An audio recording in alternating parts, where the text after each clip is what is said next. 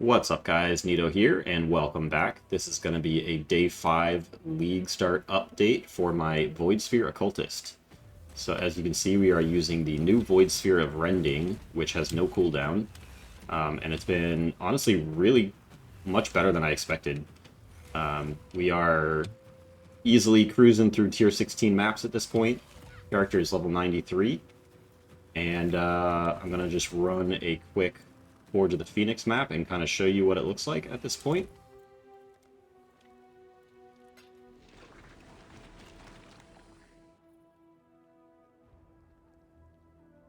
One of my captors refused redemption.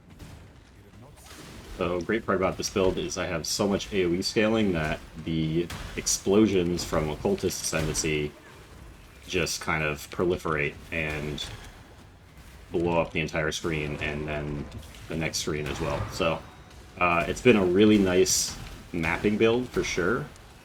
And it is actually decently tanky. So I am going to do the League mechanic and we'll see how that goes. I feel like with this mechanic, you kind of never know what the mob that is empowered is going to be like.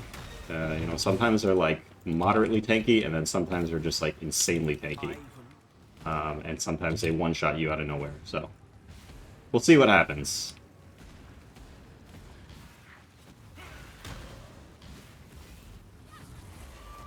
I am still only on 3 Ascendancy points. I haven't found the King yet, the King of the Mists, so I don't have my 4th Wildwood Ascendancy, so still looking for that.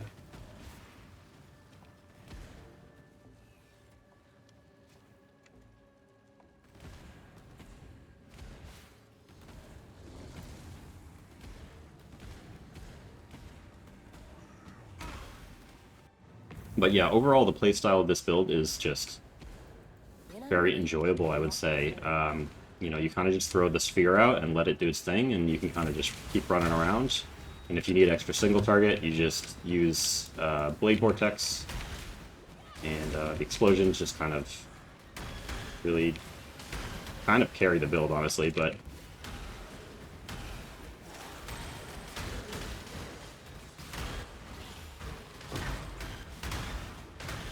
we have quite a bit of area damage and chaos damage scaling, so the pop from the explosions are doing a good amount of damage as well.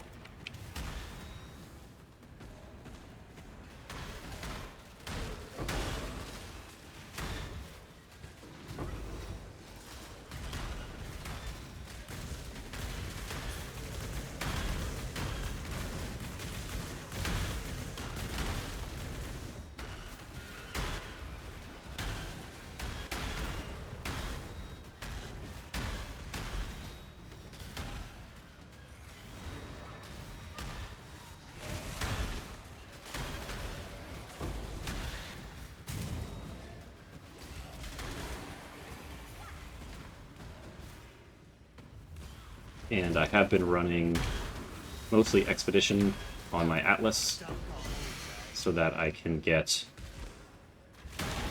lots of raw currency.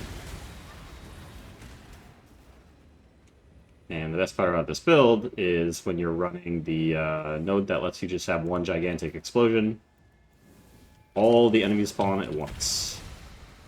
And because of that, you can blow them all up at once. If my computer doesn't lag and kill me.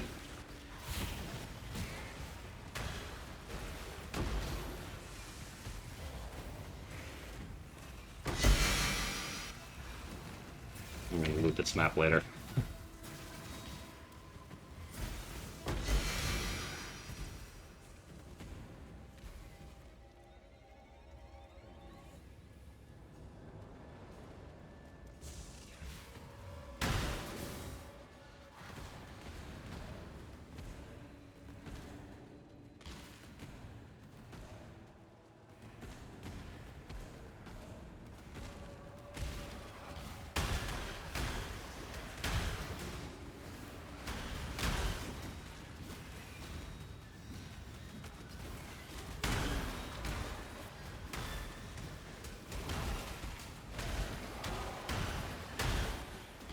Man, this is so dense, man.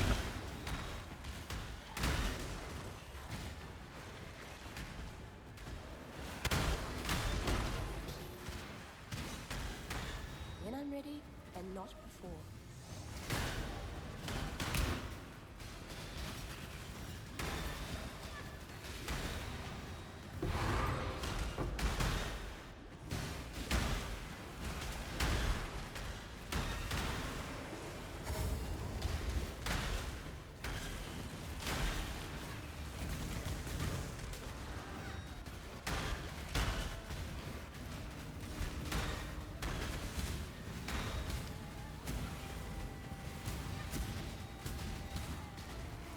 The situations like this is why Void Sphere is great, because you just stuck all 5 rares in and then just walk away.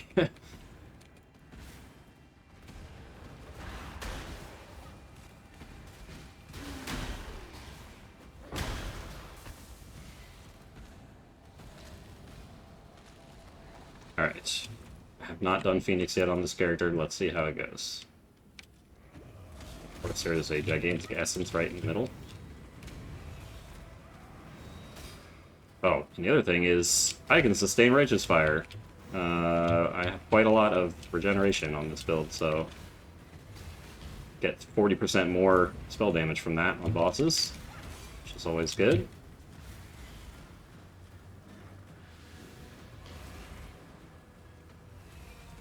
This is an enfeeble map, so my DPS is a little on the low side, but should be fine.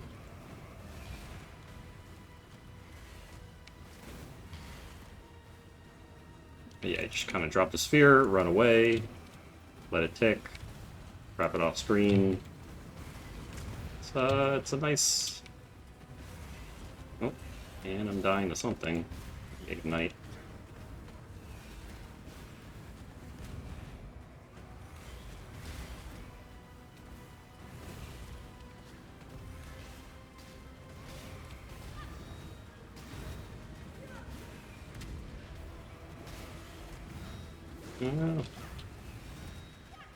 Oh, this is a double empowered Phoenix. That's why it's taking so long to kill. Okay, that makes sense.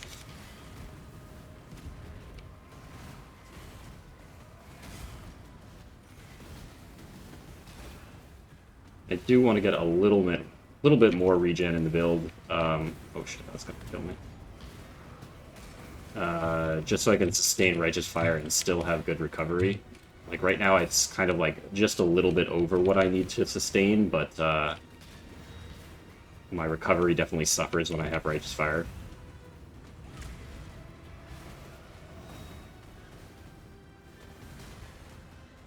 Come on. Oh, I need coal. Okay, there we go. Alright, so there it is. There is the Void Sphere Occultist Day 5 of the League. So far, it's gone pretty well.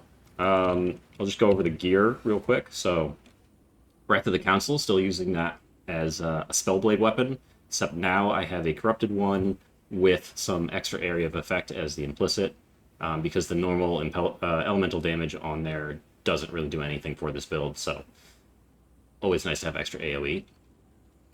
We also have a Crown of Thorns with the 90% cost and reservation multiplier on there, and also some extra max life, so pretty nice double corruption on there. But we are just running all of our auras in here: Determination, Defiance Banner, Petrified Blood, and an Enlighten. And then we also have Vitality, and we have Blessing with Zealotry. So that's all the auras we're running. And then we're still using Broken Faith. Nothing special there, no corrupts or anything.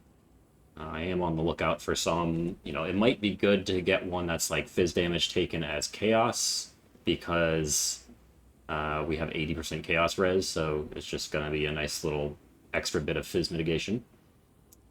Still using this Garbage Amulet. It's kind of whatever. I just kind of needed the stats and the res and the life, and I didn't really want to find a better one yet, so that's definitely something I need to upgrade.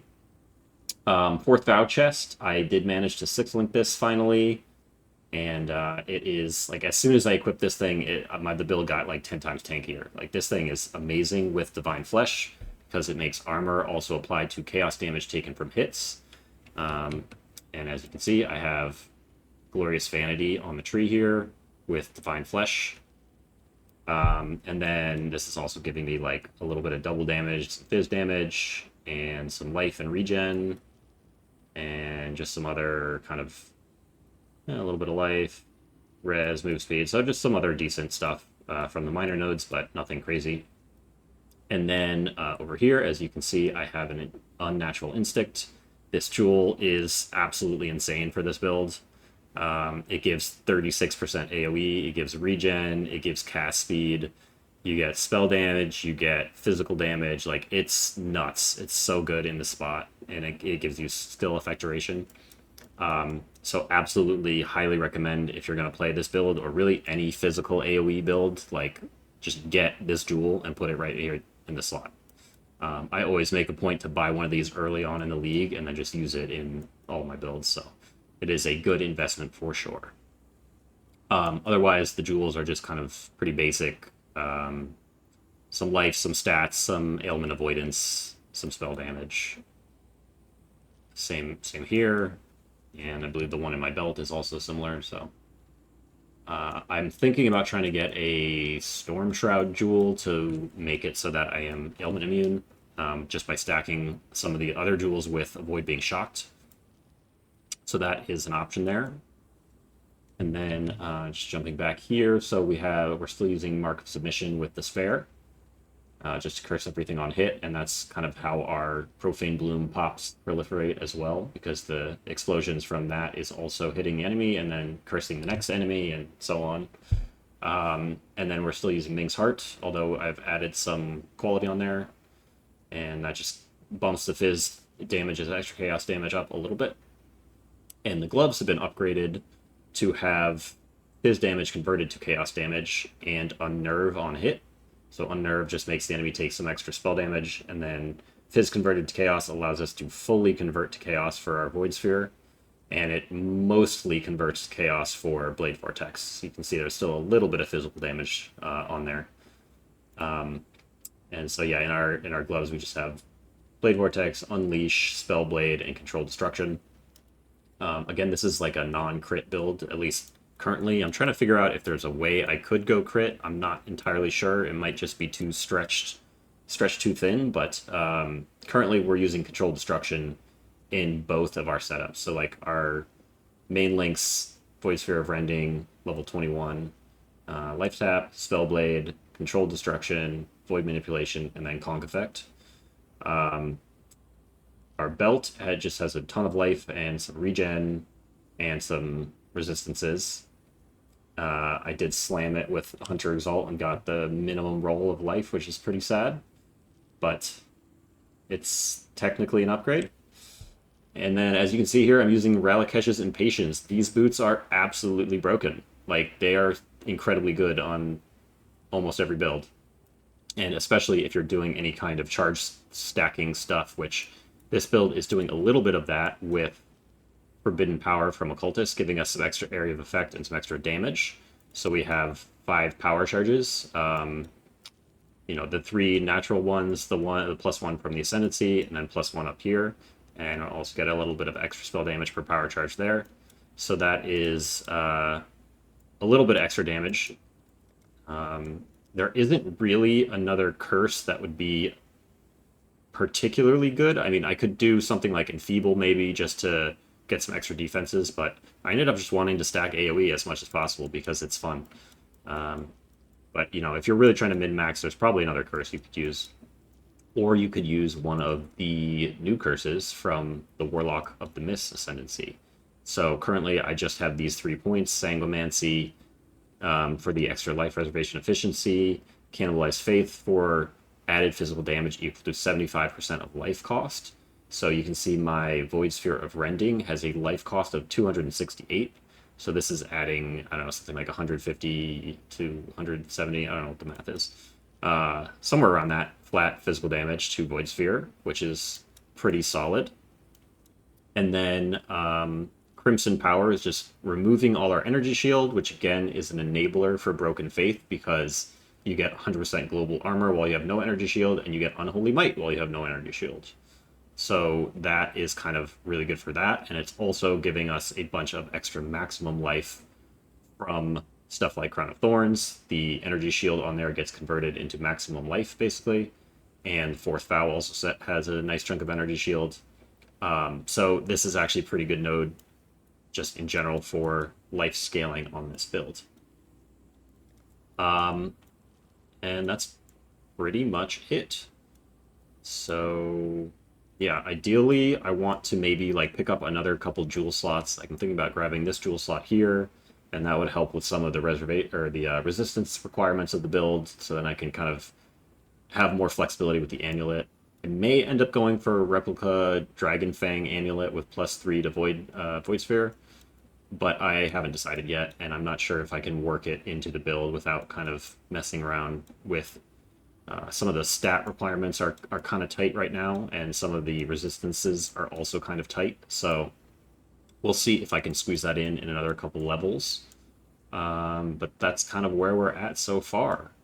So yeah, I hope you enjoyed, and I'll just do a quick shout out for the Noteworthy Interactions Discord. You can find a link in the description. We have lots of people in there all the time discussing crazy build ideas, and it's a good place to ask for help if you have questions on things, or if you just want to test out a theory.